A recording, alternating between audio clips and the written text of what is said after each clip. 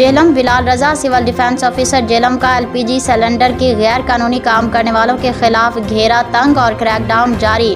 Deputy commissioner Jhelum Saeeda Ramla Ali के अहकामात पर civil defence officer Jhelum Chaudhry Ghulam Mustafa Arain का एलपीजी का गैर कानूनी काम करने वालों के खिलाफ घेरा तंग कर दिया गया और गैर कानूनी काम में मुलविस मुल्ज़मान के खिलाफ इस्तगासे मुतल्लिका पुलिस स्टेशन में अरसाल कर दिए गए। नज़ीर ये कि फायर सिलेंडर मौजूद ना होने पर चालान कर दिए गए और मुतल्लिका अदालत में अरसाल कर दिए गए।